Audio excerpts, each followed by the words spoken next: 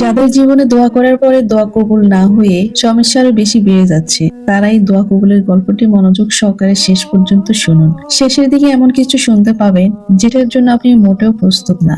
আপনারা যারা দীর্ঘদিন থেকে দোয়া করেছেন, আমল করেছেন, কিন্তু দোয়া তো কবুলই হচ্ছে না, বরং আরো বেশি সমস্যা তৈরি হচ্ছে।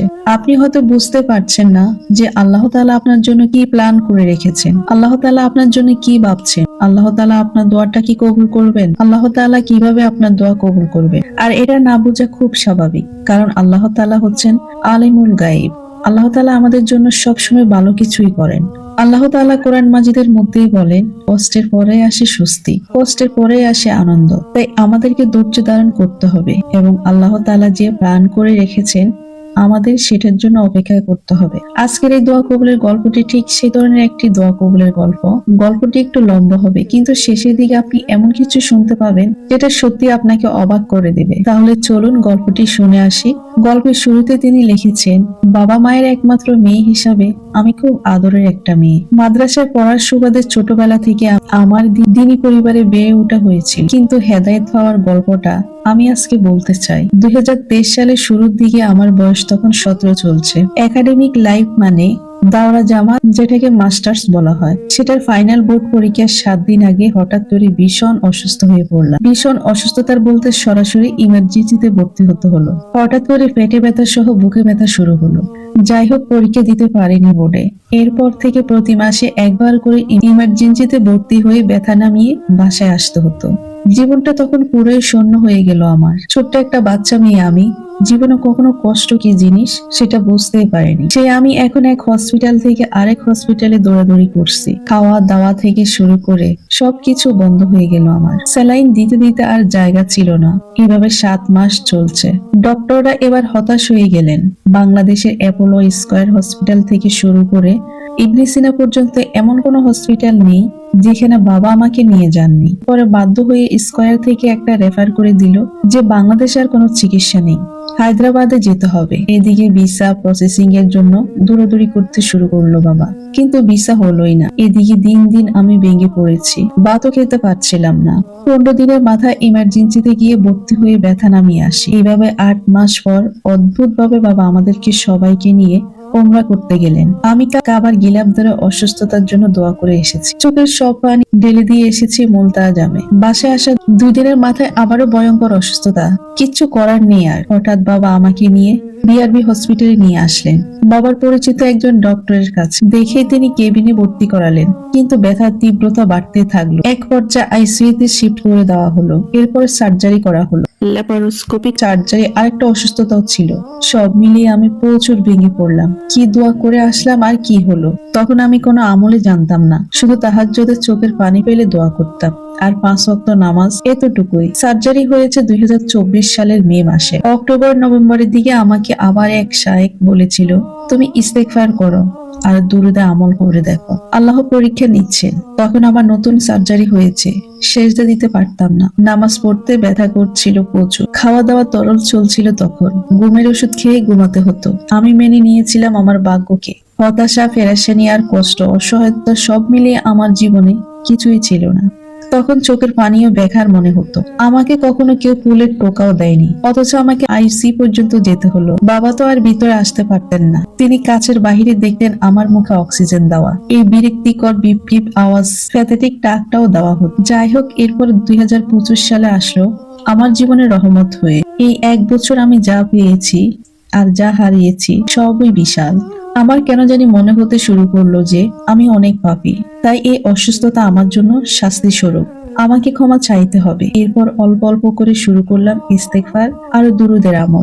কোনো দিন 3000 বার, আবার কোনো দিন 4000 বার, এভাবে শুরু করলাম। আর তাহাজ্জুদের সালাত তো বহু আগ থেকে কন্টিনিউ ছিল।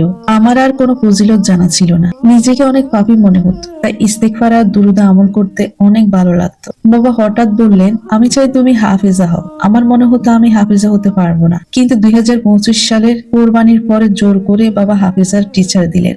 আর শুরু হলো আমার হেফজ করা। আমার নিজের উপরে কোনো নিয়ন্ত্রণ ছিল না, জীবনের কোনো অর্থই ছিল না। বাবা বলতেছে, তাই করতেছি। পরিবর্তন টের পেলাম হঠাৎ করে, তখন ইস্তেগফার করার 7 মাস চলছে। সবকিছুর কেমন জানি কবুল হয়ে যাচ্ছিল। যা যা চাচ্ছিলাম সব হাজির হয়ে যেতে সামনে লাগলো। খাওয়া দাওয়ার অনেক বাধা নিষেধ ছিল, কিন্তু আমি খেতাম, কোনো সমস্যা হতো না। মনে মনে চাইলেও রিজিক চলে আসতো। মন খারাপ থাকলে মন ভালো হয়ে যাওয়ার ব্যবস্থাও করতেন আল্লাহ তাআলা। এটাও আমি বুঝতে পারিনি শুরুতে। আমার বয়স তো কম, আমাকে বুঝিয়ে দেওয়ার মতো কেউ ছিল না। এখন 2026 সাল চলছে। আমি এখন যা যা কল্পনা চাই তাও আল্লাহ দিয়ে দেন। কিভাবে ব্যবস্থা হয় নিজেই জানি না। হেফজ আগের চেয়ে অনেক বেশি মেধা বাড়িয়ে দিয়েছেন আল্লাহ তাআলা। আলহামদুলিল্লাহ। বাবা মা ও পরিবার থেকে বিয়ের জন্য চেষ্টা করা হচ্ছে। এটার জন্য এখন আমল করছি, ইনশাআল্লাহ এটাও পেয়ে যাব খুব দ্রুত।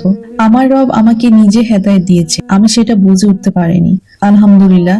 রবের প্ল্যান সব সময় থাকে, সেটা আমরা বুঝতে পারি না। আমার কাবার গিলাফ ধরে দোয়া করার কবুল হয়েছিল। আমার গল ব্লাডের সমস্যা ছিল, এটাও খুঁজে পাচ্ছিল না কোনো ডাক্তার। এটা আমার রব এতদিন তো কারোর মাথায় আসেনি, কিন্তু ওমরা থেকে ফিরে এসে প্রথমেই বাবার পরিচিত ডাক্তার এটা বললেন। অথচ তিনি এর আগে বলেছিলেন এটা গ্যাসের সমস্যা মাত্র। এটাই টার্নিং পয়েন্ট আমার জীবনে। সুবহানাল্লাহ। প্রিয় দিনী ভাই এবং বোনেরা, তিনি যে কাবার গিলাফ ধরে দোয়া করেছিলেন, ওমরা করার সময় সেই দোয়া আল্লাহ তাআলা কবুল করে নিয়েছিলেন, কিন্তু সেটা তিনি বুঝতে পারেননি প্রথম দিকে। কারণ কাবার গিলাফ ধরে দোয়া করে আসার পরে তার অসুস্থতা আরো বেড়ে গিয়েছিল। এরপর যখন তার বাবার ডক্টরের কাছে নিয়ে যান, মানে সে ডক্টর ছিল, তিনি ছিলেন তার বাবার বন্ধু। সেই ডক্টর দেখা মাত্রই বললেন যে গলব্লাডার সমস্যা হয়েছে, অপারেশন করতে হবে। কিন্তু এর আগে তিনি বাংলাদেশের নামি দামি হসপিটাল এবং বড় বড় ডাক্তারের সাথে চেক আপ করেছিলেন। কোনো ডাক্তারে কোনো ধরনের কোনো সমস্যা দেখতে পাননি। এমনকি এবার যে ডাক্তারের কাছে তিনি গিয়েছেন, সেই ডাক্তারও এর আগে চেক আপ করেছিলেন, কোনো সমস্যা ধরতে পারেনি। বরং তিনি বলেছিলেন এটা গ্যাসের সমস্যা। কিন্তু সেই কাবা শরীফের গিলাফ ধরে দোয়া করে ওমরা করে বাড়ি ফিরলেন, তখনই কিন্তু এই সমস্যা ধরা পড়লো। সুবহানাল্লাহ। কিন্তু এর একটু আগে পর্যন্ত তিনি ভাবছিলেন যে এত দোয়া করে আসলাম, এত কান্নাকাটি করে আসলাম, এত চোখের পানি ফেলে আসলাম, কিন্তু আমার সমস্যা এতটুকু কমছে না, বরং বাড়ছে। আমাদের জীবনে কখনো কখনো এমন হয়, আমরা ভাবি যে এত দোয়া করছি, তারপরে সমস্যা তো কমছে না, বরং আরো বাড়ছে। এটা হয় কিনা এটা আমাদের প্রত্যেকের জীবনে কম বেশি হয়, কিন্তু আমরা তো আল্লাহ তাআলার প্ল্যান বুঝি না। আল্লাহ তাআলা কি করতে চাচ্ছেন বা কিভাবে আমাদের দোয়াটা কবুল করবেন সেটা আমরা বুঝতে পারি না।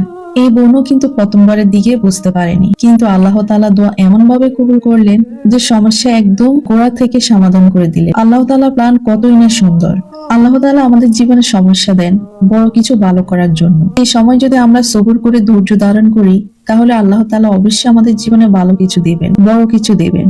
আর সেই সময় যদি আমরা না শুকরিয়া করি, সবর না করি, আল্লাহ তাআলা উপরে দোষারোপ করি, তাহলে আমাদের জীবনের সমস্যা তো সমাধান হবেই না, দোয়া তো কবুলই হবে না, বরং সেই সমস্যা আরো বেশি বেড়ে যাবে। তাই যখনই দেখবেন যে দোয়া করার পরে সমস্যা বেড়ে যাচ্ছে, তখন আল্লাহ তাআলার প্রতি আরো বেশি ভরসা করবেন, আল্লাহ তাআলার প্রতি সুধারণা রাখবেন এবং দোয়া ও আমল আরো বেশি বেশি বাড়িয়ে দিবেন ইনশাআল্লাহ। আল্লাহ তাআলার প্ল্যান অনেক সুন্দর। আল্লাহ তাআলা আমাদেরকে শেষের দিকে সবকিছু পূরণ করে দেন, আগের তুলনায় আরো ভালো কিছু দেন। তাই যাদের জীবনে দোয়া করার পরও সমস্যা আরো বেশি ক্রিয়েট হচ্ছে, কোনো কিছু বুঝতে পারছেন না, আপনারা হতাশ না হয়ে দোয়া আরো বেশি করে বাড়িয়ে দেন, আমল আরো বেশি করে বাড়িয়ে দিন। আল্লাহ তাআলার প্রতি সুধারণা রাখুন এবং আল্লাহ তাআলা যে প্ল্যান করবেন সেটার প্রতি সন্তুষ্ট থাকুন।